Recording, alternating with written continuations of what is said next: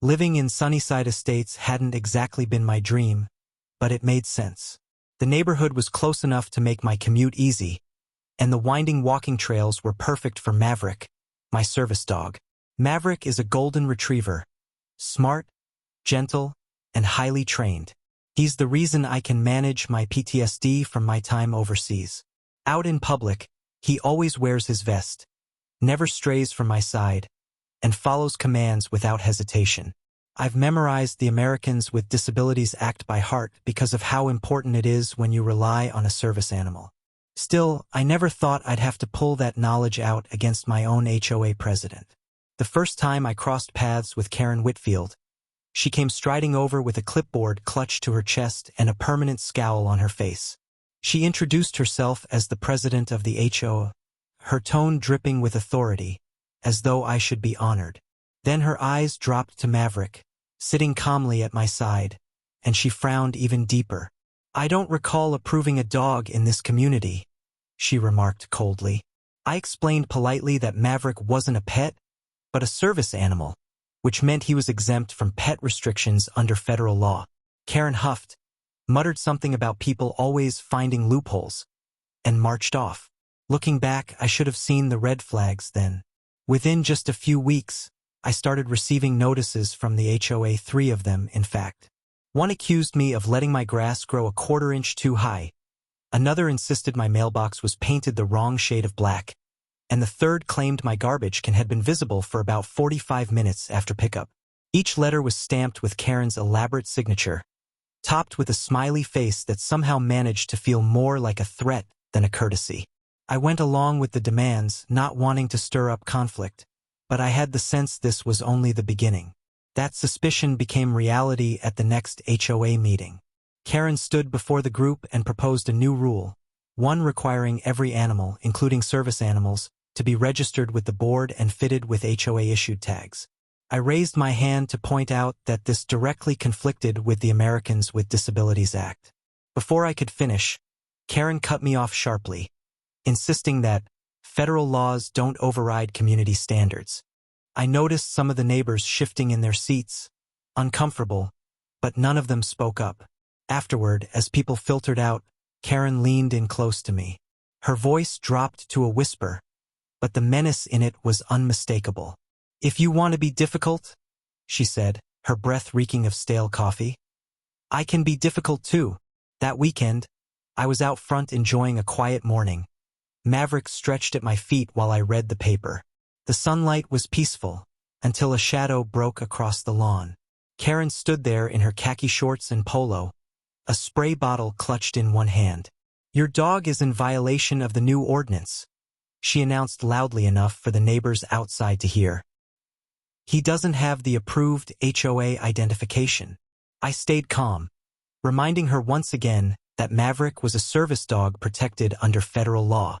I stood my ground, telling Karen that federal law was on my side and that the HOA had no authority to demand special identification for a service dog.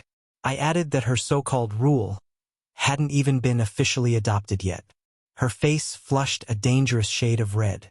"I'm sick of you military types thinking you're above the rules," she snapped, stepping closer into my yard.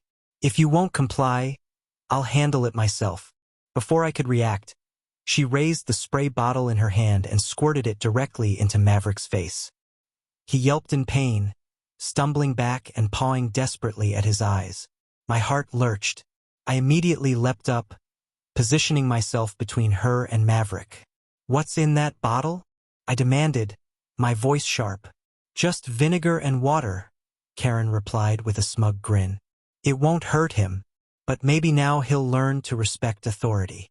Rage flared inside me, but years of military training kept me steady. I guided Maverick inside, rushing to rinse his eyes at the sink. He whined and blinked rapidly, but after carefully flushing them out, I could see the irritation was subsiding. Thankfully, there was no permanent damage. Once he was calm and resting comfortably, my focus shifted to the next step. I picked up the phone and dialed 911.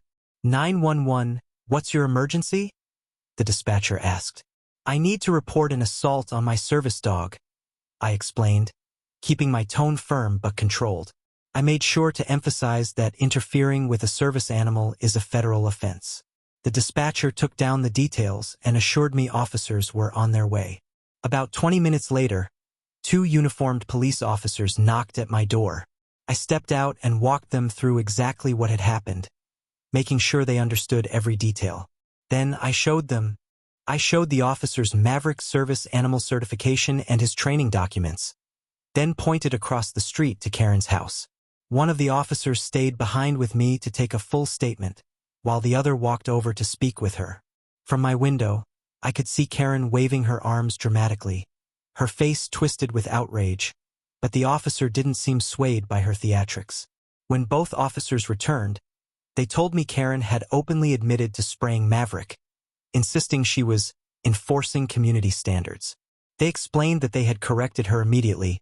Interfering with a service animal is a federal offense under the Americans with Disabilities Act, punishable by steep fines and possible jail time. On top of that, her actions fell under animal cruelty according to state law.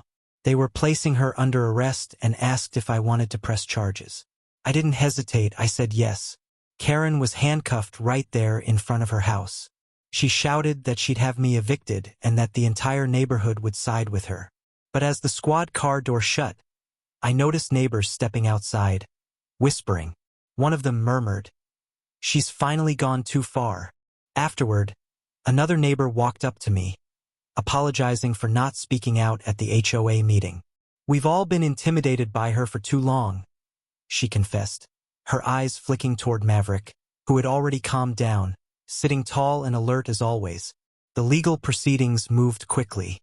Karen was charged with interference with a service animal, animal cruelty, and harassment.